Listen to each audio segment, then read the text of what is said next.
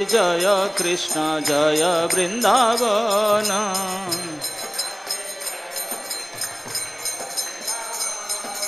श्री गोविंद गोपीनाथ मदन मोहन।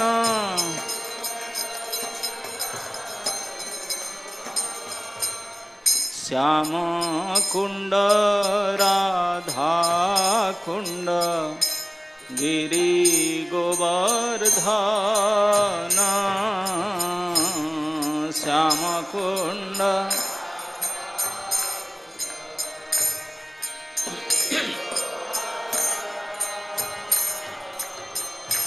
कालिंदी जमुना जय जय महावन। कालिंदी जमुना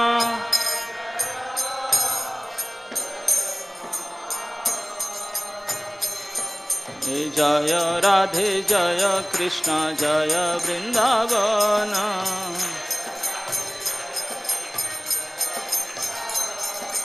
श्री गोविंद गोपीनाथ मदन मोहन।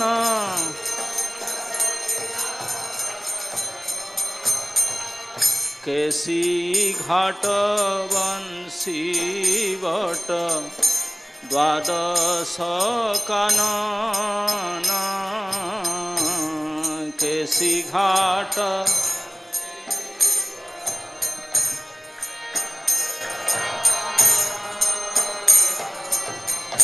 जहाँ सब लीला कैल श्री नंद नंदन। जहाँ सब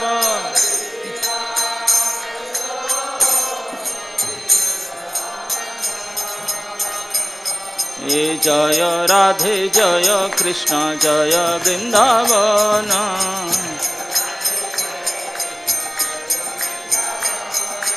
श्री गोविंद गोपीनाथ मदन मोहन।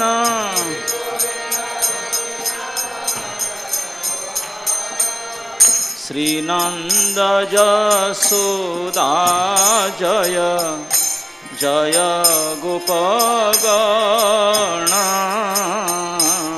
श्री नंद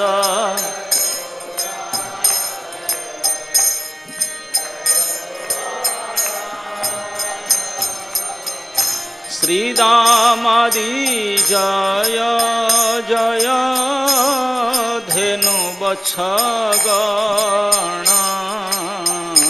श्री दामादि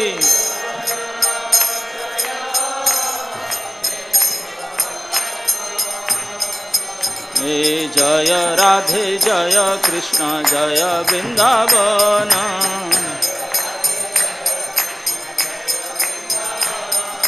श्री गोविंद गोपीनाथ मदन मोहन।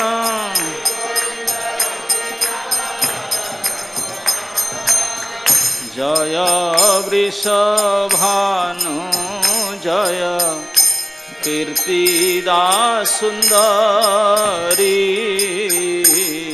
जय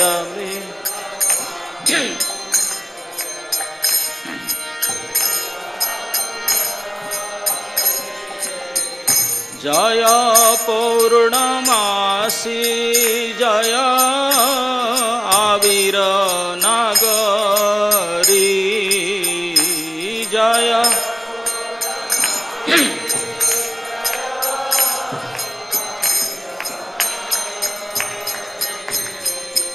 जय जय गोपेश्वर वृंदावन माझ। जय जय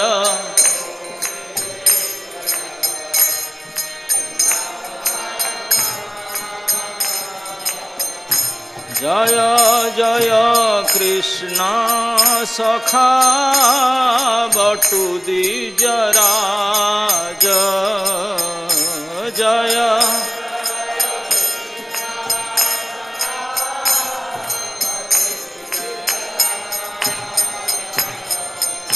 जय राम घाट जय रोहिणी नंदन जय राम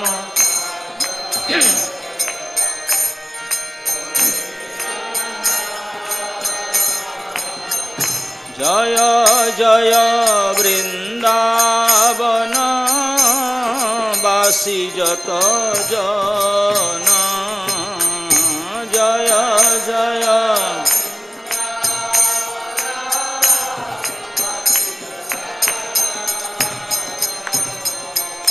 जय द्विज पत्नी जय नाग कन्यागण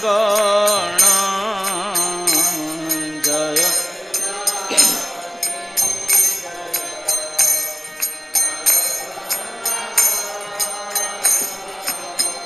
भक्ति तेजाहारा पाइल गोविंद चरण भक्ति तेजा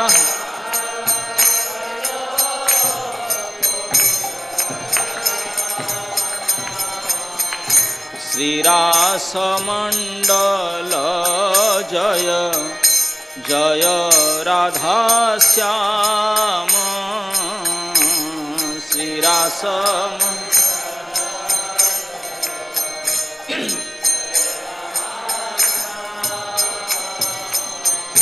जय जय रास लीला सर्वमनोरम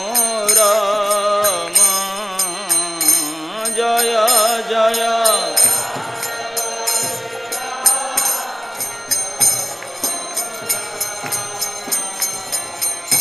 जय जयोज्ज्वल रस सर्वरस सार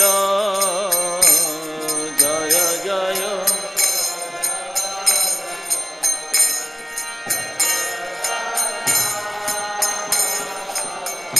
परकिया भावे जहा ब्रजेते प्रचार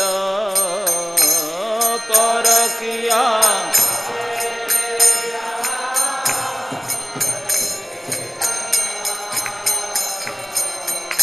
श्री जाह्नवा पाद पद्म करिया स्मरण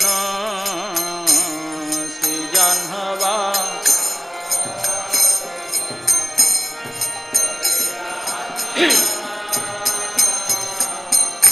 दीन कृष्ण दास कहे नाम संकीर्तन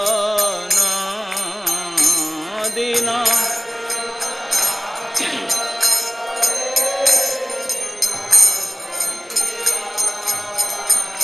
ये जय राधे जय कृष्ण जय वृंदावन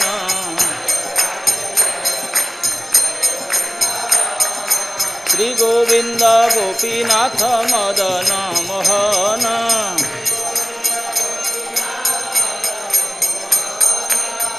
हरे कृष्ण कृष्ण कृष्ण हरे हरे हरे राम राम राम हरे हरे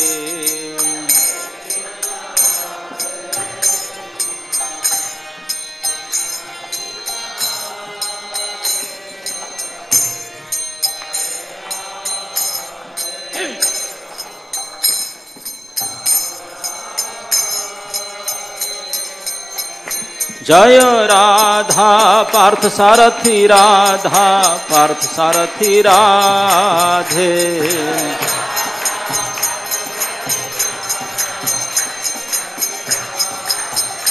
निताई गौर हरि बोल हरि बोल हरि बोल हरि बोल।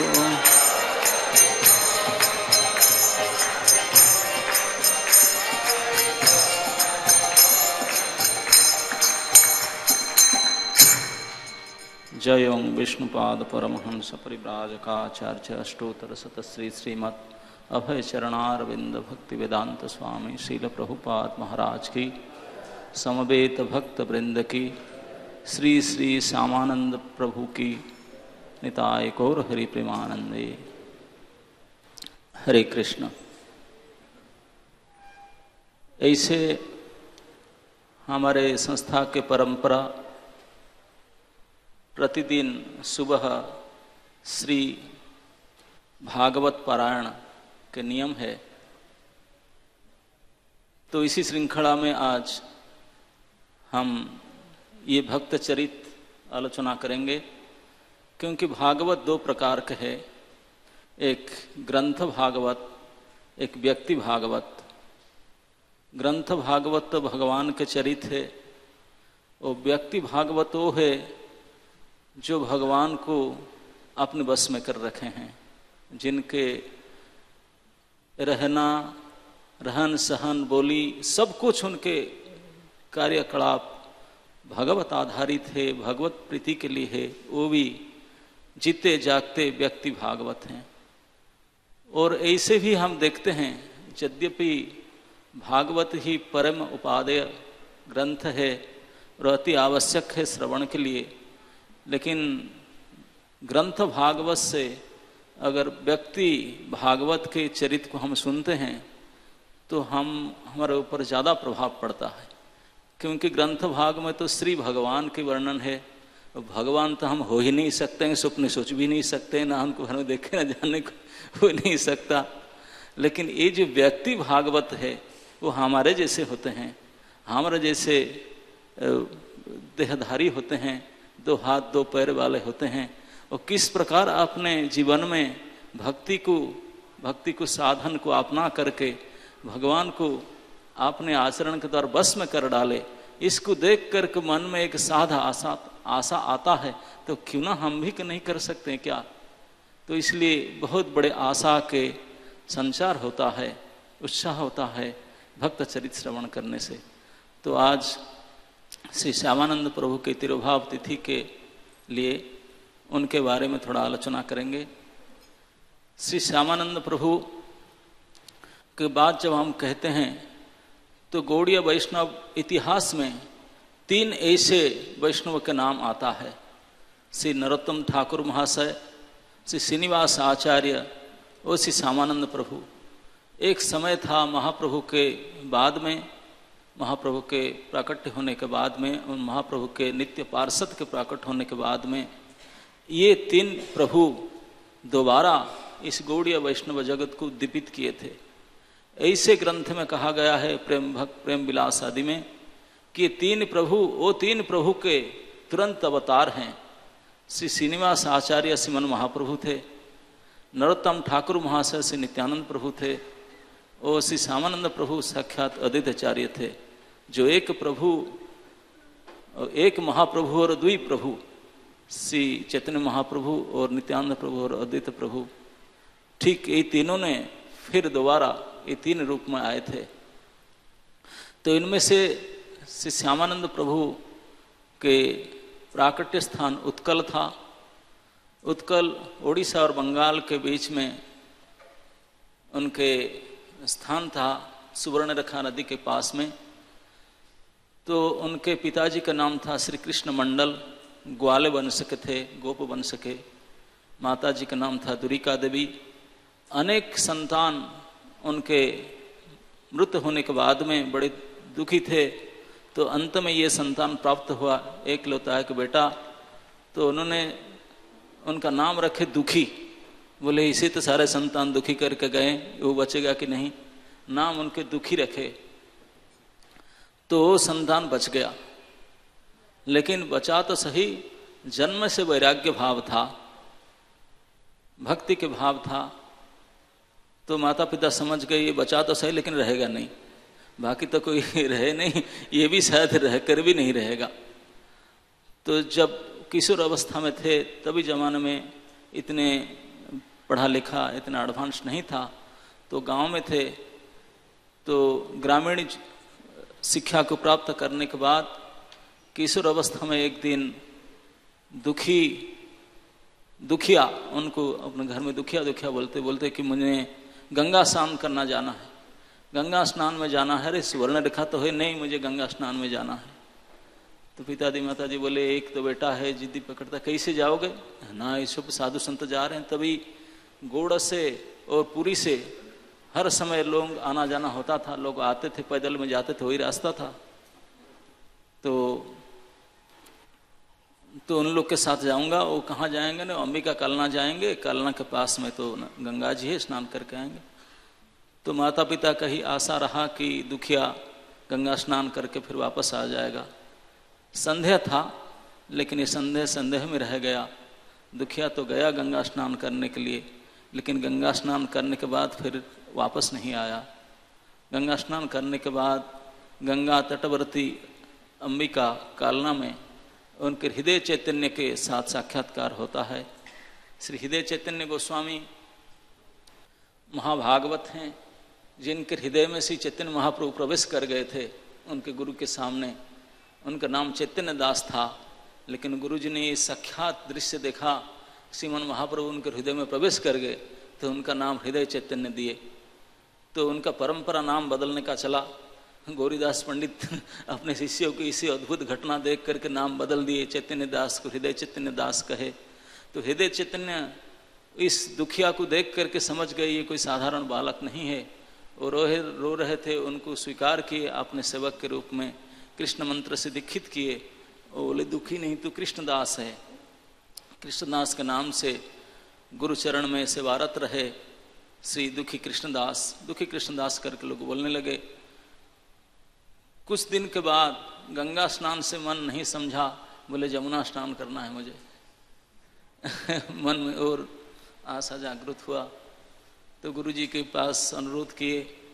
तो हृदय चैतन्य बोले अवश्य, मुझे पता था तू वृंदावन जाएगा, तो ठीक है मैं आपको आदेश देता हूँ, आप वृंदावन जाओ, और ये साधु संत जा रहे हैं उनके साथ में जाओ, और वहाँ जा कर के इधर उधर भटकना नहीं है। यहाँ हमारे पारंपरिक साधु समाज हैं, विशेष करके श्री दास गोस्वामी हैं, वहाँ जाना, उनके आशीर्वाद प्राप्त करना। और उनके देख रेख में वहाँ जीव गोस्वामी हैं, बहुत बड़े पंडित हैं, महाप्रभु के निकट पार्षद रूप सनातन के उनके परिकर है, उनके पार्षद है, उनके शिष्य है, उनके सेवक है, उनके परिवारजन है, उनके भतीजे हैं।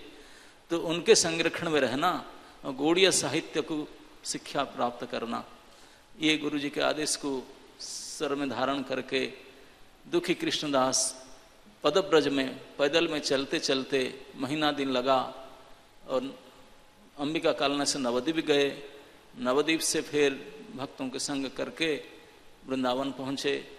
वृंदावन से मथुरा जा करके वृंदावन में कि दास गोस्वामी का नाम कहे थे गुरु जी, ढूंढ करके श्री राधा कुंड समीपवर्ती श्री रघुनाथ दास गोस्वामी के चरण में प्रणाम किए। उन्होंने उनको बहुत आदर किए, तो उनको कुछ दिन साथ में रखने के बाद भेज दिए। जीव गोस्वामी वृंदावन में थे। जीव गोस्वामी जीव के लिए गोस्वामी है, सचमुच हम गौड़िया जगत में बद्ध जीव के लिए अगर कोई गोस्वामी है तो श्री जीव गोस्वामी है, नाम भी उनका जीव गोस्वामी है। द्वितीय व्यास अवतार है। व्यासदेव जी ने अपने जीवन काल में 4 लाख श्लोक रचना किए हैं, और श्री जीव गोस्वामी भी अपने जीवन काल में 4 लाख श्लोक रचना किए हैं। बड़े अद्भुत चरित्र हैं उनके। तो उनके पास भेज दिए दास गोस्वामी ने।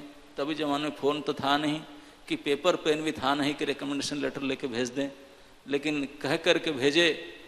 तो वो आकर जीव गोस्वामी से मिले, वो इसे कहे तो जीव गोस्वामी उनको स्वीकार किए अपने सेवक के रूप में। और उनके पास 2 स्टूडेंट पहले थे, श्री नरोत्तम दास और श्री श्रीनिवास आचार्य। उनके साथ तीसरा स्टूडेंट ये दुखी कृष्णदास वो जैन किए। वो तीनों को उन्होंने गौड़ीय साहित्य को पढ़ाने लगे। और उनमें से 2 नई डिवोटी थे और 1 दीक्षित शिष्य थे। तीनों स्टूडेंट में कौन न्यू थे ना, श्री ठाकुर महाशय नरोत्तम ठाकुर, जिनके जन्म होने से पहले महाप्रभु उनका नामकरण कर दिए थे, उनका भी दीक्षा नहीं हुआ था, दीक्षा संस्कार। श्री श्रीनिवास आचार्य का भी दीक्षा संस्कार नहीं हुआ था। और ये इनिशिएटेड डिवोटी थे दुखी कृष्णदास। तो गुरु से भेजे गए थे। तो जीव गोस्वामी ने तीनों को पढ़ाते तो थे, पढ़ाने के बाद तीनों को सेवा में अलग अलग, केवल पुस्तक ज्ञान से ज्ञान प्राप्त नहीं होता, पुस्तक ज्ञान के साथ शारीरिक सेवा का बड़ी आवश्यकता है। ये जीव गोस्वामी तभी अनुभव किए थे। तो तीनों युवकों को 3 प्रकार सेवा नियुक्त किए थे, क्योंकि श्रीनिवास आचार्य और नरोत्तम ठाकुर अभी अधिकृत थे, इसलिए उनको अपने अपने गुरु की सेवा के लिए भेजते थे। श्री नरोत्तम दास ठाकुर को बोले कि आपके लिए तो महाप्रभु के आदेश से आप लोकनाथ जी के अनुयायी बनोगे, तो उनके पास जाओ। और लोकनाथ जी के नियम था, मैं तो किसी को स्वीकार करूँगा नहीं। तो उनका चैलेंज बड़ा चल रहा था नरोत्तम दास ठाकुर के साथ, लोकनाथ दास गोस्वामी के, उनकी सेवा में वो जाते थे। और श्री श्रीनिवास आचार्य, वो तो आचार्य थे, ब्राह्मण थे जन्मसाथ और साक्षात महाप्रभु थे। तो उनको दक्षिणात्य महाप्रभु के, दक्षिणात्य ब्राह्मण महाप्रभु के कृपा प्राप्त श्री भट्ट गोस्वामी, वो गोपाल भट्ट गोस्वामी के पास भेजते थे और उनके सेवा करने के लिए। तो वो दोनों, इस दोनों महापुरुषों के सेवा करने जाते थे और बाकी टाइम में क्लास आते थे पढ़ने के लिए। और श्यामानंद क्योंकि दीक्षित भक्त थे, तो उनको ब्रज के सेवा का सेवा दिए।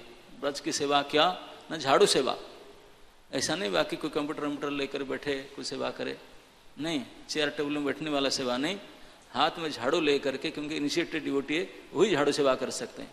हम लोग तो बोलते हैं न्यू डिवोटी झाड़ू सेवा करेंगे, हम तो पुराने लैपटॉप सेवा करेंगे, लेकिन नहीं, उनको दिए थे क्योंकि दीक्षित भक्त है। बोले नहीं, आपके ब्रज के गली में जा करके सेवा कुंज निधि बना आदि में झाड़ू लगाओ। आज से 350 साल पहले की बात है, 350-400 साल पहले की बात है। तो जीव गोस्वामी के आदेश से उन्होंने झाड़ू ले करके प्रत्यह सुबह जाते थे और झाड़ू करने की सफाई करते थे गली में, कुंज में। तो एक दिन ऐसे घटना हुआ था और झाड़ू देते देते सेवा कुंज में उनको एक नुपुर प्राप्त हुआ, अंकलेट प्राप्त हुआ। वो सोने की था, चकचक कर रहा था। तो दुखी कृष्णदास ने उसको लिए, देखे, देख कर लगा कि कुछ दिव्य अलंकार है, तो उनको सर में लगाए। सर में लगाए तो उनके शरीर में रोमांच हुआ। उन्होंने कुछ समय अपने आप को संभाल के बैठे और उसको हाथ में लेकर सोचने लगे क्या दिव्य वस्तु है जिनको हाथ में लेने से उनको माथा में टच, मेरे अंदर इसे दिव्य रोमांचित हो रहा है, क्या वस्तु है, किसका है, कैसे इसे गिरा है। इस चिंतन में थे, बैठ करके झाड़ू को रख करके बैठ करके सोच रहे थे इसके बारे में। तो इतने अवसर में एक स्त्री आ करके ढूंढते हुए दिखाई पड़ा। तो उनको पूछे आपको ढूंढ रहे हैं ना, हमारा नुपुर गिर गया और ढूंढ रहे हैं ना, यही तो नहीं है। वो आए पास में, हाँ यही तो है, दे दो मुझे ना। मैं आपको कैसे दे दूं, आपके पैर में तो, दोनों पैर में तो नुपुर तो है, ये आपका हो नहीं सकता। बोले नहीं, मेरा तो नहीं है, मेरे सखी का है ना। सखी का है तो सखी को बुला के लाओ, हम देखेंगे, जिसका जो मालिक है उनको देंगे। यही नीति होता है। अगर आपको हठात रास्ता से कुछ ऐसी वस्तु धन प्राप्त हो जाए तो जिनका है उनको देना वही कर्तव्य है। जो आकर ठग के ले जाए ऐसे तो नहीं देंगे। यद्यपि वो ठगना तो था नहीं, लेकिन दुखी कृष्णदास बोले नहीं, जिनके वस्तु है उनको मैंने दूंगा। वो मेरे सखी का न, सखी के बुलाओ, हम देखेंगे। अगर उनका एक पैर में नुपुर नहीं होगा और वो नाप भी ठीक बैठेगा कि उनका है, तब फिर हम उनको दे देंगे, हमारा कोई मतलब नहीं। तो वो सखी समझ गई, बड़े बड़े चतुर है। बोले अरे दे दे, मैं बोल रहा हूँ ना, आप कौन है, कैसे है, कोई आपको परिचय नहीं, आपके पैर में नुपुर है, मैं कैसे दे दूं। तो वो स्त्री ने अपने परिचय दी, वो साक्षात ललिता जी थी। तो उन्होंने अपने परिचय दिए। परिचय प्राप्त करके श्यामानंद, उनका नाम तो कृष्णदास था, वो धन्य हुए। बोले कि ठीक है, अब जो मालकिन है नुपुर के उनको बुलाओ। तो बुलाना पड़ेगा ना। हाँ। तो जाकर राधा जी को बोले कि नुपुर तो मिल गया, लेके ढीठ लड़का के पास पड़ गया, वो नहीं दे रहा है। मैं मांगने पर भी, आपके नाम बताने पर भी नहीं देता। अब चलो जल्दी, नहीं तो भागना जाए कहीं लेकर के। तो राधा जी को साथ में ललिता जी लेकर के आई। वो आ करके जब उनके दिव्य दर्शन प्राप्त हुए कृष्णदास को। कृष्णदास तो मूर्छित हो गए। फिर उठ करके देखे कि उनके पैर में, एक पैर में नुपुर है, एक पैर में नहीं है। तो उनको नुपुर देने के लिए बोले कि ठीक है, मैं चरण में नाप है सही, आपको पहना दूं। तो राधा जी ने हंसने लगे, बड़े बड़े निपुण हो तूने। तो जब नुपुर उनको पहना रहे थे, राधा जी ने अपने चरण में उनके सर में एक ठोकर मार दी। तो चरण चिन्ह लग गया उनके सर में, और मिटा ही नहीं, मिटा नहीं। तो वहीं पे ललिता जी बोली, तो साक्षात स्वामिनी के तू पदस्पर्श पाया, उनके कृपा प्राप्त किया।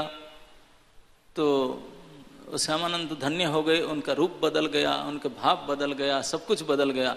और उनके जो भाल में जो तिलक था, वो तिलक बदल के कि राधा पाद युक्त तिलक हो गया। तो उनको ललिता जी बोले आप उस तिलक के साथ जाइए, आज से श्री श्यामा जी के को आप आनंद प्रदान किए, उनके कृपा से आपके ये तिलक नित्य आपके साथ रहेगा और आपका नाम भी उन्हीं के नाम से श्यामानंद होगा। लेकिन ये बात किसको नहीं बताना, ये बात किसको नहीं बताना, हम जा रहे हैं। आप सेवा कुंज के ये सेवा नीच सेवा करते थे, इसलिए ये कृपा तुझे प्राप्त हुआ। तो कृष्णदास बोले मैं गुरुजी की तो बताऊंगा ना, हाँ जीव गोस्वामी को बता सकते हैं, और किसी को नहीं, और कोई नहीं समझे। तो इस प्रकार परिवर्तित रूप, परिवर्तित भाव और परिवर्तित वर्ण से श्री कृष्णदास रोते रोते रोमांचित गदगद कंठ से आकर के अपने स्कूल में पहुँचे। झाड़ू आदि रखने के बाद जीव गोस्वामी के चरण में प्रणाम किए और आमूल चूल सारे घटना कह डाले। जीव गोस्वामी स्वयं सुन करके बड़े आनंद हुए, चकित हुए, और उनको बोले कि आप विशेष कृपा प्राप्त किए, तो इसलिए आपको जैसे श्री ललिता जी बोली, आपका नाम आज से श्यामानंद होगा, क्योंकि श्यामा जी के आप आनंद दिए, उनके नुपुर उनको दिला दिए, तो इसलिए आपका नाम श्यामानंद होगा। और वो जो तिलक हो तो स्वयं अपने चरण चिन्ह रखा दी, और वही आपके तिलक रहेगा, वो तो मिटता ही नहीं, मिटेगा ही नहीं। तो इस प्रकार जीव गोस्वामी को आपने ये घटना कह करके इस नूतन तिलक और नूतन नाम से स्कूल में जानने लगे और फिर सेवा करने लगे। तो धीरे धीरे ये बात वृंदावन में सभी भक्तगण के पास पहुंच गया। एक स्टूडेंट को उन्होंने री इनिशिएशन कर दे दिया जीव गोस्वामी ने। आपने एक स्टूडेंट को तिलक भी बदल दिया, नाम भी बदल दिया। धीरे धीरे ये बात वैष्णव के बीच से होते हुए वृंदावन से धीरे धीरे जा करके नवद्वीप पहुंचा, नवद्वीप से अंबिका कलना पहुंचा। अंबिका कलना में उनके जो गुरुजी श्री हृदय चैतन्य देव, वो जो बात सुने बड़े क्रोध किए, बोले वो जीव गोस्वामी कैसे कर सकता है, वो जूनियर है मेरे से, वो कैसे ऐसे, how can you do like this. तो ये आज की बात नहीं मैं बता रहा हूँ, गौड़ीय वैष्णव इतिहास में एक बहुत बड़े चांचल्यपूर्ण घटना हुआ था। आज तक गौड़ीय वैष्णव समाज में उसको चर्चा करते हैं, बड़े चर्चा के विषय है। तभी जमाने में आज से 350-400 साल पहले केवल तिलक का ढांचा बदल के, ऊर्ध्वपुंड रक्त तो था ही, लेकिन क्योंकि गोपीचंदन के तिलक था, अब आज ये अलग प्रकार के तिलक थोड़ा डिजाइन बदल दिए। इसके कारण से श्री हृदय चैतन्य गोस्वामी कालना से और नवद्वीप से, पुरी से अनेक वरिष्ठ वैष्णव भक्त मंडल को बुला करके बहुत बड़े नालिश कचेरी लगाए, इधर आकर मीटिंग करने के लिए सभा बैठाए। बोले कैसे वो कर सकता है। पहले तो जीव गोस्वामी को पत्र लिखे, बोले आप कैसे साहस किया, मेरे शिष्य के नाम बदल दिया, तिलक बदल दिया, कैसे, मैं उनको तिलक दे दिया था, हमारा पारंपरिक ये कैसे कर दिया आपने। जीव गोस्वामी उत्तर लिखे, मैंने नहीं किया, मैं कैसे कर सकता हूँ, आप इतने सीनियर है, मैं कैसे कर सकता हूँ आपके शिष्य को, मैं तो केवल पढ़ाता हूँ। और लेकिन ये सत्य है कि नहीं कि उनका तिलक बदला है ना, वो सत्य है, नाम बदला है कि नहीं बदला है, लेकिन मैंने नहीं किया। तू नहीं किया, मनमानी हो गया है, कैसे हो गया। तो बोले कि नहीं वो सेवा किया था, और सेवा के कारण इसको वो विश्वास नहीं किए। उन्होंने अनेक बड़े बड़े वरिष्ठ वैष्णव को लेकर के जीव गोस्वामी विरुद्ध में एक बड़ा सभा बुलाए, वृंदावन में अभी श्रीकढ़ बहुत बड़ा विचार मंडली बैठा, सभा बैठा, जीव गोस्वामी को बुलाया गया। जीव गोस्वामी को छोटे मोटे तो थे नहीं, वो तो पूरे वैष्णव जगत में सबसे प्रसिद्ध प्रतिभापूर्ण महात्मा थे। तो उनको बुलाकर जीव गोस्वामी रोक ठोक बोले मैं नहीं किया। उनको पूछो, अगर बोल दे कि मैंने किया करके तब मुझे अब दंड दीजिए। तो सभी के सामने हजारों वरिष्ठ वैष्णव के सभा के बीच में श्यामानंद को बुलाया गया, जिनका वर्तमान नाम श्यामानंद। वो तो उनको कृष्णदास करके बोलते थे। बोले कृष्णदास गुरुजी आया, ये परिवर्तन उन्होंने किए ना? बिल्कुल नहीं किए, वो नहीं किए ना। कौन किया? ना आप ही ने किए, मैंने किया और कौन करेगा? शिष्य के ऊपर तो अधिकार केवल गुरु का ही है। आप मेरे सदगुरु है, मेरा नाम तिलक परिवर्तन करने का पूर्ण अधिकार आपका ही है, और कौन करेगा? अरे मैंने किया ही नहीं इतने दूर से। ना गुरुजी आप ही ने किया, मैं क्या करूं? आप वो तो गुस्से हो गए, बोले मैं किया नहीं ना। आप नहीं मानेंगे, मैं क्या करूं? और कौन कर सकता है? मैं तो खुद नहीं किया, और श्री जीव पाद नहीं किए हैं। तो उन्होंने सभा के बीच में सभी के सामने उठ करके उनको चाटा मारा, खूब थप्पड़ मारे उनको। बोले तू झूठ बोल रहा है, मैंने ऐसे नहीं किया, तुझे मैंने तेरे तिले पर तो नहीं किया है। तो मैं तुझे निकालता हूँ, मैं तुझे अपने परिकर से, अपने शिष्य से तुझे त्यज्य करता हूँ। तो रोने लगे, क्यों ऐसा कर रहे हैं, मेरा क्या दोष है? बोले दोष नहीं है, तू झूठ नहीं बोल रहा हूँ ना। तो फिर अगर तू मेरे साथ रहना चाहते हो, वो तिलक मिटाओ जा करके। ये क्या कर दिया?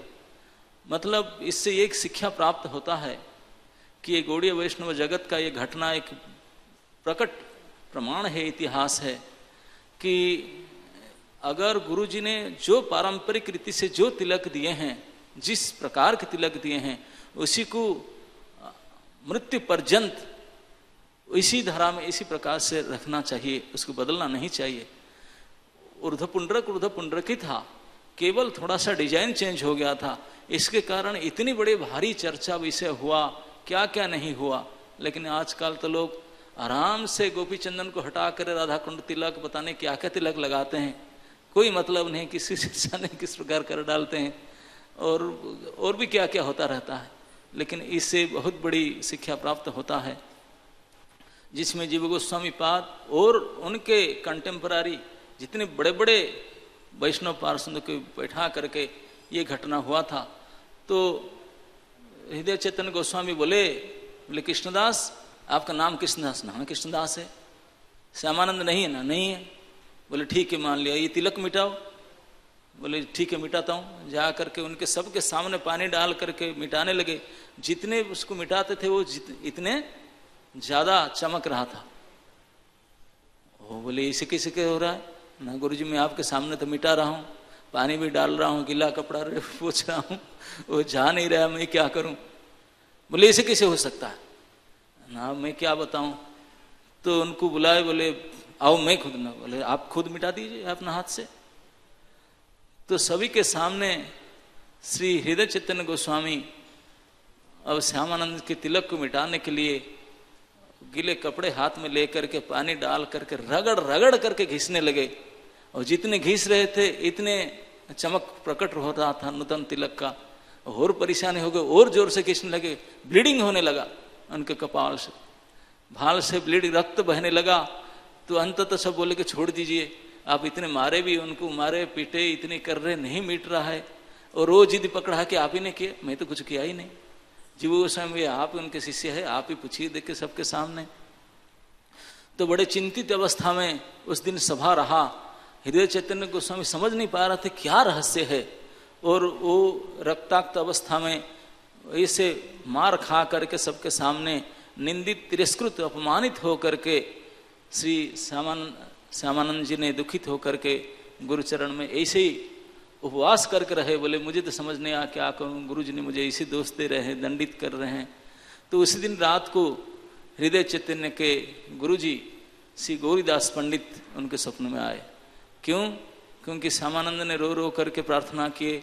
बोले हे ललिता देवी, ये क्या कर दिए आप, आकर के मुझे इस प्रकार से सब करवा दिए, ये अभी गुरुजी ने स्वीकार नहीं करे, मुझे इस प्रकार अवस्था में क्या करूं।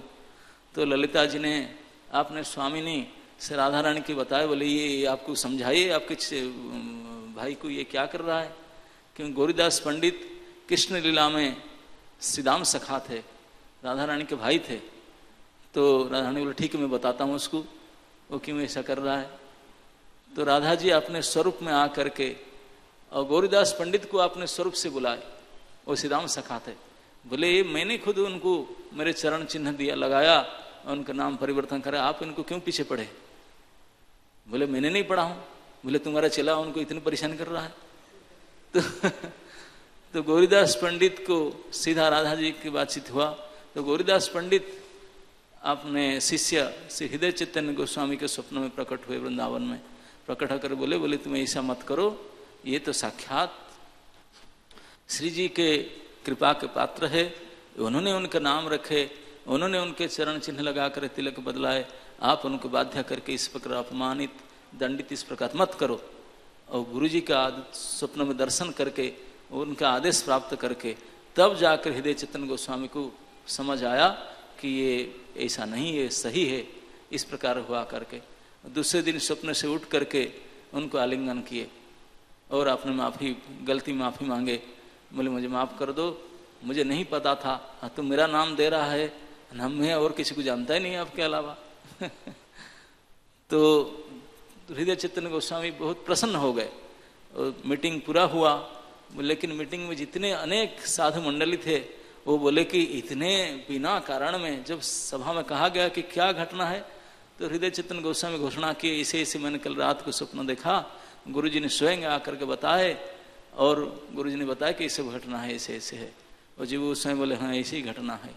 तो बिना कारण में ये निरीह श्यामानंद को इस प्रकार अपने दंडित किए, प्रताड़ित किए, उसको तो कुछ करना चाहिए। इतने बड़े हम लोग दूर दूर से आए हैं, कुछ करेंगे नहीं, क्या करेंगे ना। सभी भक्तों को साथ में लेकर के ब्रजमंडल परिक्रमा करते हैं और फिर सभी मिलकर के उनको आशीर्वाद करेंगे। और वो जो वैष्णव अपराध हुआ उसको मिटाने के लिए यही उपाय है कि भंडारा करेंगे। वो वैष्णव का यही रिलीजन है, कुछ भी हो जाए फिस्ट करेंगे। अब ये गुरुजी ने स्वयं सोचते हैं कि मेरे शिष्य को इतना बिना कारण से प्रताड़ित किया, दंडित किया, लांछित किया, उससे बचने के लिए फिस्ट करवा देंगे।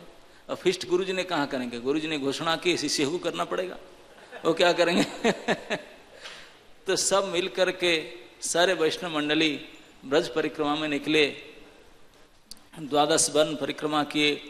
और 12 वन में प्रतिदिन में प्रति वन में राधा रानी के अनेक अन्य अन्य लीला में जिस प्रकार श्री श्यामानंद जी के प्रादुर्भाव था उसको देख करके श्री हृदय चैतन्य गोस्वामी अति प्रभावित हुए। अंततः वृंदावन में वापस आने के बाद बोले कि अब एक बहुत बड़ा भंडारा करके ये घोषणा करेंगे कि नहीं आप सही है करके स्वीकार करेंगे आपको। तो इस भंडारा के लिए श्री श्यामानंद स्वयं बेड़ा उठाए और दूर दूरांत से भिक्षा मांग करके अपने गुरुजी की इच्छा पूर्ण करने के लिए भिक्षा आदि करके बहुत बड़े भंडारा के आयोजन किए। उस भंडारा में ये घोषणा किया गया कि ये वास्तविक प्रामाणिक है, ये जो दुखी कृष्णदास थे श्री राधा ललिता जी की कृपा से आज श्यामानंद है और उनके ये तिलक भी प्रामाणिक है, साक्षात श्री जी की कृपा के प्रमाण है। तो इसलिए आज भी हम देखते हैं श्यामानंद परिवार के जितने भी वैष्णव है सबके ललाट में वही राधा चरणांकित ये जो नुपुर चिन्ह के तिलक आज भी शोभायमान होता है, उनको श्यामानंद तिलक कहा जाता है। उन्हीं से ये तिलक की परंपरा शुरू हो गया और उनका नाम भी श्यामानंद पड़ा। और उन्होंने अपने गुरुजी के आदेश से जिस स्थान पे इस निपुर को प्राप्त किए थे, इस लीला जिस स्थान पे हुआ था उस सेवा कुंज के पास में श्री राधा श्याम सुंदर के एक मंदिर निर्माण करवाए और विग्रह को स्थापना नहीं करना पड़ा, विग्रह उनको स्वयं सेवा कुंज से प्राप्त हुए। लाडली लाल करके आज भी सेवा कुंज के श्यामानंद मंदिर में वो हैं, लेकिन जो मुख्य विग्रह हैं वो नहीं है, छोटे विग्रह आप जो जानते हैं पूछ से देख सकते हैं जो उनको प्राप्त हुए थे लाला लाली के रूप में। जो बड़े विग्रह है तो बड़े विद्याभूषण के है राधा श्याम सुंदर, लेकिन वो लाला लाली के रूप में उनको प्राप्त हुए थे। अभी वो वहीं पे सेवा है। तो इसके बाद में जीव गोस्वामी ने तीनों को, नरोत्तम ठाकुर, श्रीनिवास आचार्य और श्यामानंद को अपने ग्रेजुएशन कंप्लीट होने के बाद में प्रचार के लिए भेजे। प्रचार इतना आवश्यकता है। गौड़ीय वैष्णव साहित्य में पूर्ण दक्षता प्राप्त करने के बाद उन्होंने तीनों को प्रचार के लिए भेजे। वो बड़े लंबी इतिहास है। रास्ता में उनके किताब सब चोरी हो गया। यद्यपि वो बस नहीं था, ट्रैवलिंग बस नहीं था, बैलगाड़ी था। बैलगाड़ी से भी वो ग्रंथ था, कोई प्रिंटेड बुक नहीं था, पांडुलिपि था, उसको भी चुरा के ले गए। ये राजा था वीरहमीरपुर में, उनका एक एस्ट्रोलॉजर था, वो बताता था धन कहाँ से है उसी को लूटो। और ये सबसे कीमती धन तो ये ग्रंथ था, वैष्णव ग्रंथ। उनको बताया कि वो बैलगाड़ी में लोड करके सबसे कीमती माल लेकर जा रहे हैं। और वो राजा को क्या पता, हो तो चोर का सरदार था, वो उठा लिया सारे माल। वो भी खोल कर दिखा नहीं था कि क्या है अंदर उसका। बहुत खुश हो रहा था, बहुत कीमती माल लाया। और ढूंढते ढूंढते श्रीनिवास आचार्य वहाँ रहे, बाद में वो भी शिष्य बना। और राजा ने पता चला कि ये तो किताब एक पांडुलिपि है। जो भी हो, उस स्थान से नरोत्तम अपने खेतुड़ी ग्राम आदि गए प्रचार के लिए। श्रीनिवास तो वहीं रह गए, ग्रंथ के मुख्य टीम लीडर थे। और श्यामानंद उड़ीसा चले गए प्रचार में, उत्कल प्रचार में गए। और जो साक्षात ब्रज के ब्रजेश्वरी श्री राधा और ललिता जी के साक्षात शरण कृपा प्राप्त हैं, उनके तिलक, उनके नाम भी उनकी कृपा से प्राप्त हुआ है। आज उनको ब्रज में आने के लिए फिर चांस नहीं मिला। उड़ीसा प्रचार में गए, वो जा कर के वहीं पे प्रचार में रहे। उत्कल में तभी समय में बहुत बहुत दुर्बृत्त लोग हुआ करते थे, वो खूब प्रचार किए श्यामानंद ने। विशेष करके उनके जो प्रधान शिष्य है श्री रसिकानंद ठाकुर, उनको शिष्य के रूप में प्राप्त करके उन्हीं के साथ में बहुत प्रचार किए, अति अद्भुत कार्य किए हैं। विशेष करके सुवर्णरेखा नदी के पास में गोपी बल्लभपुर श्री गौड़ मंडल में एक स्थान है, जिनका आप लोग शायद कोई गए होंगे, वो खड़गपुर के पास में है वो स्थान, गोपी बल्लभपुर। वे उनके पीठ रहा श्यामानंद जी के। उन्होंने श्री गोविंद मंदिर वहाँ स्थापना किए थे, उन्हीं का ही वहाँ हेडक्वार्टर रहा। तो वहीं रह करके साधन भजन कर रहे थे, प्रचार प्रसार कर रहे थे। अंत में जब उनको ये संवाद मिला अंबिका कलना से कि हृदय चैतन्य गोस्वामी अप्रकट हो गए, तो उसको सुन करके उनको बड़े दुख हुआ। तो उन्होंने रसिकानंद को बुलाए, अपने शिष्य को बुला करके बोले, देखो रसिकानंद, उनको गद्दी नसीन के महंत घोषित किए। सारे उनके जो श्री पाठ के सेवा दायित्व, पूजा, श्री गोविंद मंदिर के दायित्व, बड़े सुंदर मंदिर है गोविंद मंदिर, वहाँ का दायित्व उनको दे करके बोले, मैं और इस धरती पर नहीं रह सकता, गुरु जी के विरह मुझे बहुत सताता है। तो इसे उनसे विदा लेकर के पास में उनका एक शिष्य के घर था, नरसिंहपुर करके अभी भी है, वो सुवर्णरेखा नदी के किनारे भी वो है नरसिंहपुर। वहाँ पे बड़े दुर्दांत एक शिष्य था, वहाँ के बड़े जमींदार था। उस जमींदार ऐसे बताया गया इतिहास में, उन्होंने 798 विरक्त संत को बद्ध करके उनके वस्त्र को टांग कर एग्जीबिशन करके रखा था। बड़े वैष्णव विरोधी था और कई वैष्णवों को हत्या किया था उन्होंने। तो उनको श्यामानंद ने जा करके अपने दर्शन देकर परिवर्तन कर देते, हृदय परिवर्तन किए थे। तो उनके मुख्य शिष्य थे, तो उन शिष्य के घर में चले गए, वहाँ जाकर रहने लगे नरसिंहपुर में, गोपी बलवनपुर छोड़ करके। वहीं 4 महीना तक केवल गुरु जी के चिंतन करने लगे, अन्न जल त्याग दिए। 4 मास पूरा हुआ तो आज के दिन श्री जगन्नाथ जी के स्नान यात्रा के उपरांत श्री ज्येष्ठ कृष्ण पक्ष प्रतिपदा के दिन वो आपने नित्य लीला में प्रवेश किए थे। श्री श्यामानंद पंडित की, श्री श्यामानंद पंडित जैसे मैंने बताया साक्षात अद्वैत गोसाई है, उन्हीं के अवतार है। तो उन्होंने ही इस प्रकार प्रचार कर सकते हैं। हम लोग उसी परंपरा में है, जिन गौड़ीय परंपरा में ऐसे ऐसे दिग्गज महात्मा हुए हैं, जिन्होंने अपने जीवन काल में अद्भुत अद्भुत कार्य किए हैं और साक्षात राधा ललिता जी की कृपा प्राप्त किए हैं। और कृपा प्राप्त करने के बाद भी आपने कार्यस्थल को ही प्राप्त किए और वहीं जाकर के सवारत रहे। ऐसा नहीं है कि हम वृंदावन में रहेंगे जाकर, अटैचमेंट नहीं था। उन्होंने जाकर के अंततः गोपी वल्लभ में गोविंद मंदिर स्थापना किए, वहीं रहते थे, वहीं सेवा पूजा करते थे, वहीं प्रचार प्रसार करते थे। और गुरु के विरह के संवाद पा करके, अप्रकट संवाद पा करके उन्होंने नरसिंहपुर में जा करके अपने समाधि, अपने नित्य लीला में प्रवेश किए। यद्यपि श्री वृंदावन के वास के नित्य अधिकारी थे, वही एकमात्र ब्रजवासी थे, लेकिन फिर भी हम देखते हैं वो जा करके नरसिंहपुर में अपने श्री विग्रह को रखते हैं, वही उनके समाधि है।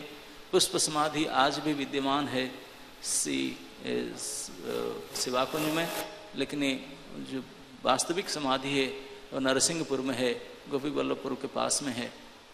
इस प्रकार हम देखते हैं कि आज श्री जगन्नाथ जी कल जैसे आपके जन्मोत्सव था, प्राकट्य तिथि था जगन्नाथ जी के, उन्होंने अपने महास्नान उत्सव किए। महास्नान करने के बाद आज उन्होंने व्याधि लीला शुरू करते हैं। आज बीमार पड़ जाते हैं, आज भगवान बीमार पड़ जाते हैं। जब साक्षात जगत के नाथ ज्वर लीला करेंगे, बीमार पड़ेंगे, फिर जगतवासी कैसे ज्वर करेंगे? क्योंकि सारे मालिक जो स्वयं ज्वर लड़ते हैं, यही जगन्नाथ जी की विशेषता है। इसलिए वो जगन्नाथ है, जगत के नाथ है, इसलिए क्योंकि इस जगत के जो नियम है उसी को उन्होंने स्वीकार करते हैं। यद्यपि भगवत स्वरूप होने के नाते उसको ये भौतिक ब्रह्मांड के इस जगत के नियम से कोई सरोकार नहीं है, कोई छू नहीं सकता, लेकिन भगवान के जितने भी स्वरूप है, समस्त स्वरूप से एक ही स्वरूप है, जो कि सी अति दया दयालु स्वरूप है, श्री जगन्नाथ स्वरूप है। अपनी भाई बहन के साथ, अपने आयुध के साथ उन्होंने इस जागतिक नियम को स्वीकार करते हैं। जन्म मृत्यु जरा व्याधि उसी को स्वीकार करते हैं, और स्वीकार करके ही काल जन्म लीला किए और ये आज व्याधि लीला शुरू कर दिए। आज बीमार पड़ जाएंगे फिक्स डेट में, हर साल उनका बीमार पड़ने का टाइम फिक्स है। बाकी भगवान के बीमार, हमारे बीमारी में बाकी भगवत स्वरूप के बीमार पड़े, अब सुने कभी? नरसिंह, वामन, राम आदि जितने भगवत विग्रह उपासना करते हैं, किसी का बीमार होने का नहीं सुने होंगे। एक ही ठाकुर जी हैं जो बीमार भी पड़ते हैं, वो हैं हाँ, बाकी केवल बीमार नहीं, जन्म मृत्यु जरा व्याधि चारों को स्वीकार किए। क्योंकि भाई जो नेता बनना है, जब यहाँ के नेता बनेंगे तो यहाँ के लोकल आईडी तो होना चाहिए, नहीं तो वो नॉमिनेशन फाइल नहीं कर सकते। तो जगत के नेता बनने के लिए सबसे पहले आपने लोकल आईडी लेना पड़ेगा। लोकल आईडी के जब यहाँ के you have to follow the law of the land, the law of the land तो वही है कि जन्म मृत्यु जरा व्याधि, बोले उसको भी करना पड़ेगा। वो बाकी तो भगवत स्वरूप कोई स्वीकार नहीं किए। जन्म होते हैं उत्सव करते, बाकी कुछ नहीं करते हैं, लेकिन यही एक ही भगवत स्वरूप हैं जिन्होंने चारों नियम को अपने लोकल आईडी करने के लिए स्वीकार किए। तो ये चारों को स्वीकार किए हैं, जन्म लीला भी करते हैं, बीमार भी पड़ते हैं, जराग्रस्त भी होते हैं, और कलवर परिवर्तन तो करते ही है, ये आप सभी जानते हैं। तो ये चारों नियम को ठीक ठीक से स्वयं स्वीकार करके जगत के नेता बने, और नेता अभी तक बने पड़े हैं। नहीं तो जगत लोग बोलेंगे हमारे नेता कैसे बनेंगे, हमारे जैसे तो अब है ही नहीं, हमारे से अलग है, तो हमारे नेता कैसे बनेंगे? तो बोले नहीं आपके जैसा हूँ, हाँ, मैं अकेला नहीं, पूरे हम सपरिवार हैं सब परिवार भाई बहन सब मिल करके और इस जगत के नियम को स्वीकार किए हैं। और फिक्स डेट में उन बीमार होते हैं और फिक्स टाइम तक होते हैं लेकिन होते हैं जरूर बीमार। तो आज भगवान आपने जो व्याधि लीला में प्रवेश करते हैं, और श्री श्यामानंद आज उनके लीला में प्रवेश कर जाते हैं। तो इस प्रकार हमारी गौड़ीय परंपरा में हम लोग, मैं कहता था कि हम लोग को अति गर्व महसूस करना चाहिए कि हम ऐसे परंपरा में है, ऐसे भक्तों के अनुयायियों हैं कि जिस परंपरा में ऐसे ऐसे महानुभव हो गए हैं जिनका अति अद्भुत कर्म है, अति अद्भुत कर्म है, अति विचित्र कर्म है। तो इसलिए हम लोग को अपने आप को अति सौभाग्यशाली मानना चाहिए कि हम इसी परंपरा के अनुयायी हैं। केवल श्री भगवान नहीं, भगवान भी बार बार आते हैं, और भगवान के ऐसे ऐसे अद्भुत भक्त, अद्भुत चरित्र प्रकट किए हैं। तो हम केवल उन्हीं के ऐसे चरित्र को सुन करके उनके चरण में आपने प्रार्थना को श्रद्धांजलि अर्पण करके उनके कृपा से ही अपने जीवन को सफल कर सकते हैं।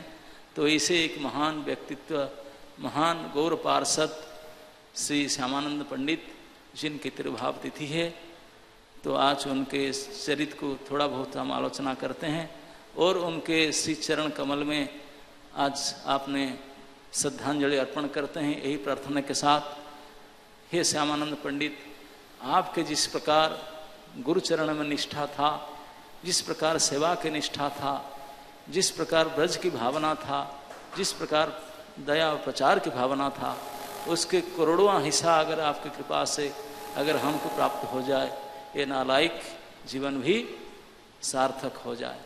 श्री श्यामानंद पंडित की, संवेत भक्त वृंद की, निताय गौर हरि प्रेमानंदे। हरे कृष्ण। यस। हरि बोल।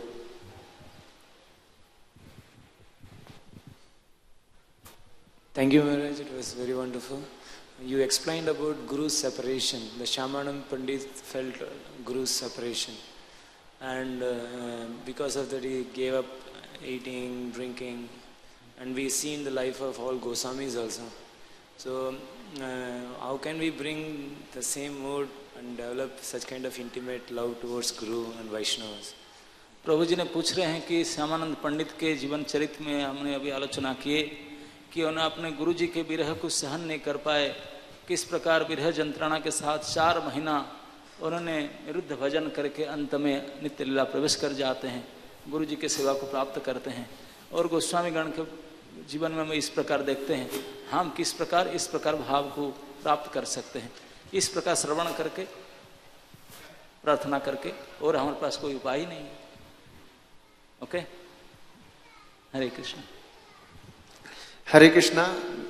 महाराज श्री, आपके उद्बोधन से कई प्रेरणादायक बातें भी प्रकट हुई। जैसे श्रीमन हृदय चैतन्य जी गुरु थे श्री श्यामानंद प्रभु के, तो जब उन्होंने देखा कि शिष्य इतनी प्रगति कर गया और श्री गोस्वामी जी ने भी वक्तव्य दिया, तो उनको सारी बातें झूठी लगी।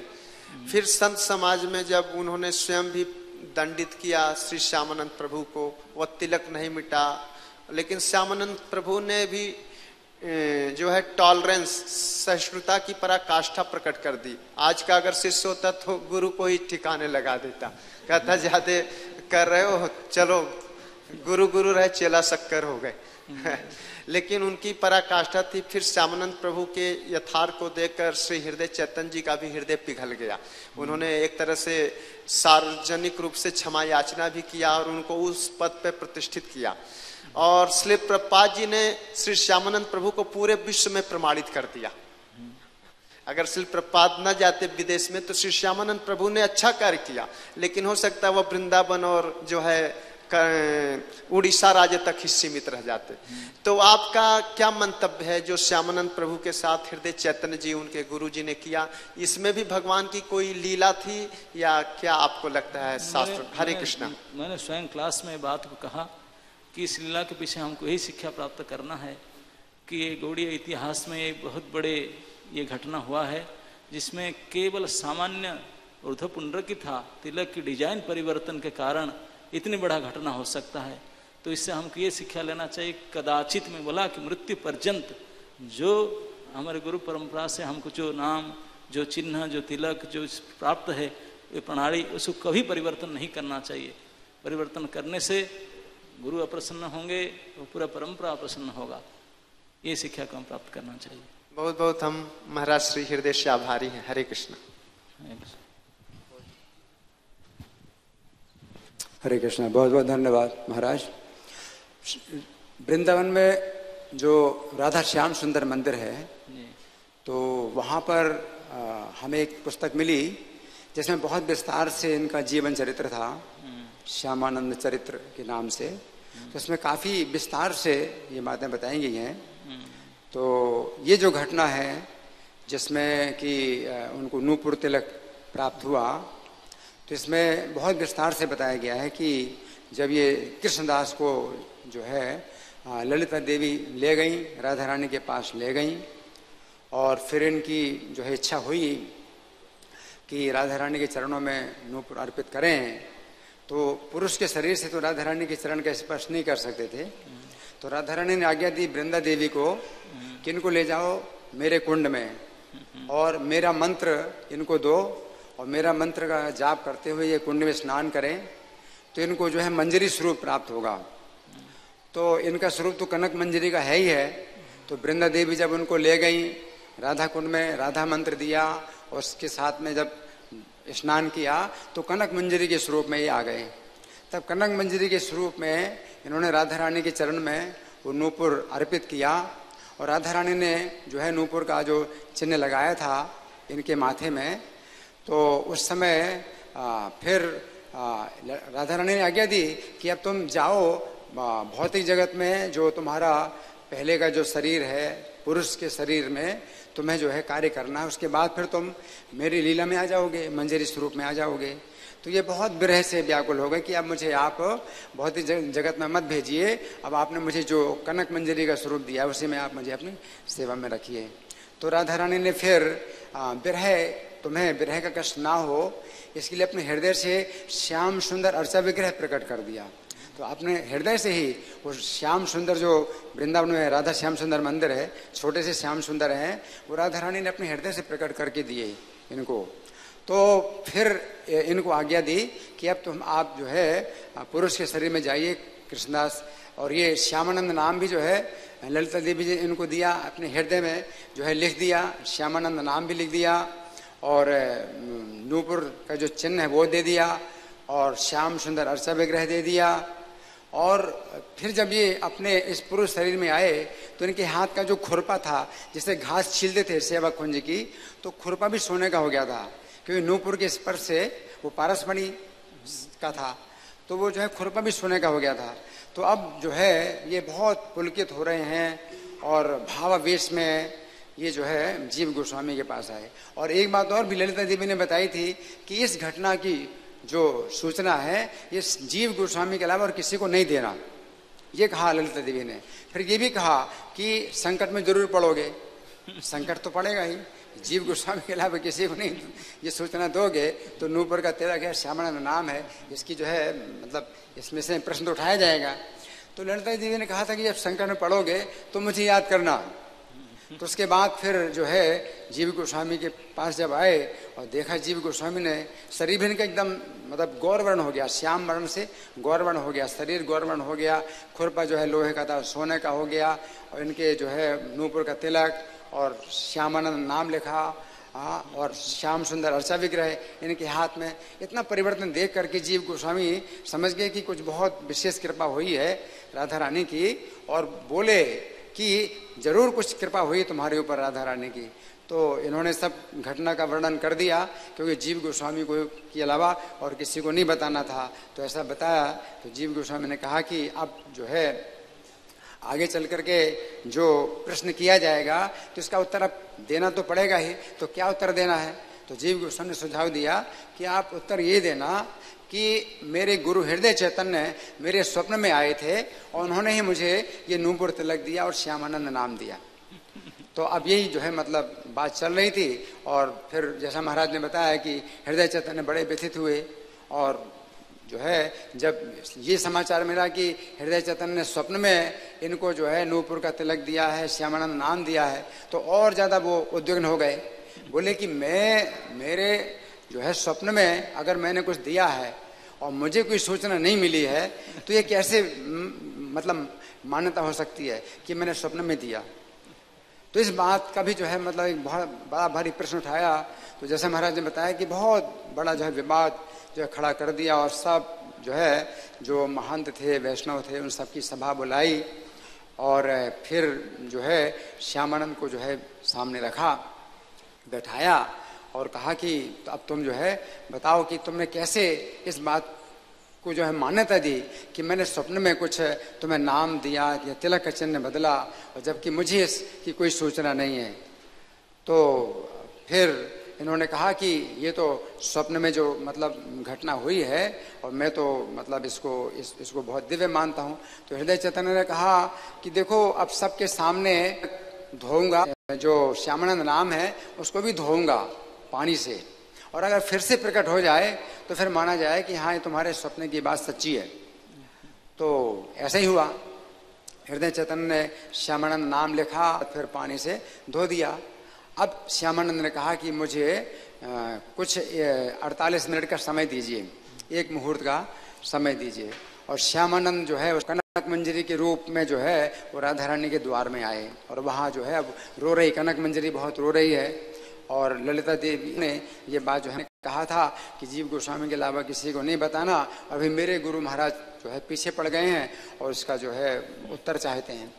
तो राधा रानी ने उस समय गौरीदास पंडित तो शरीर सखा के रूप में राधा रानी के साथ मतलब उस लीला में थे, तो भाई लगते हैं राधा रानी के।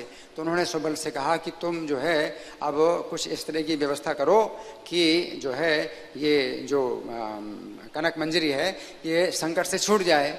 तो सुबल बोले कि तुम चिंता मत करो, क्योंकि गौरी हृदय चैतन्य का ही गुरु था, तो तुम अब जो है आप उस मर्त लीला में जब जाओ और बाहरी चेतना में जब आओगे तो तुम ये बताना कि मेरे गुरु के गुरु जो है मेरे गुरु के रूप में आए थे। स्वप्न में मेरे गुरु के गुरु गौरीदास पंडित मेरे गुरु के रूप में आए थे, उन्होंने ये नाम दिया और जो है ये तिलक मेरी कृपा से वो और चमक उठेगा, और जो नूपुर का तिलक है वो भी चमक उठेगा। तो फिर श्यामानंद जब होश में आए तो उन्होंने फिर जो है मतलब कि जो गुरु थे वो गुरु के रूप में आए थे, और उन्होंने जो है मुझे ये नाम दिया और तिलक दिया, ये मुझे जो है रहस्य पता चला है। और जो हृदय चैतन्य ने नाम धो दिया था श्यामानंद और नूपुर तिलक जो धो दिया था वो और दोबारा चमक उठे सबके सामने, तब फिर जो है हृदय चैतन्य ने इस बात और जितने भी वैष्णव महंत थे उन सब ने स्वीकार किया और इस बात को प्रमाणित माना। तो इससे कुछ एक सूचना ये भी पता चलती है कि जीव गोस्वामी जैसे विनम्र वैष्णव जो है मतलब होते नहीं हैं, सब नहीं होते। तो ऐसा ही लगता है कि ललिता देवी ने कहा कि जीव गोस्वामी के अलावा किसी को नहीं बताना ये रहस्य। तो सामान्य बात यही है कि कोई जो अपने से बड़े होते हैं वो अपने से छोटे का उत्कर्ष नहीं सहन कर पाते हैं। तो कुछ ऐसा ही कुछ कारण है कि ललिता देवी ने कहा कि जीव गोस्वामी के अलावा किसी को नहीं बताना। और जीव गोस्वामी इतने विनम्र हैं कि वो जो है देख रहे हैं कि वो शिष्य के समान है, जो श्यामानंद है उनके शिष्य के समान है, उनके ऊपर जीव गोस्वामी ऊपर की कृपा नहीं हुई और श्यामानंद के ऊपर कृपा हुई। तो उन्होंने ये नहीं सोचा कि मैं इतना सीनियर हूँ, मैं इनको शिक्षा दे रहा हूँ, मेरे ऊपर कृपा क्यों नहीं हुई, इसी ऊपर क्यों कृपा हुई। जबकि जीव गोस्वामी और पुलकित हुए और प्रसन्न हुए कि मेरा जीवन सफल हो गया, कि तुम जो है तुम्हें जो है ऐसी कृपा प्राप्त हुई। तो जीव गोस्वामी इतने विनम्र थे। तो हर कोई इतना विनम्र नहीं होता है, तो कुछ ऐसा ही संकेत मिलता है। हरे कृष्ण।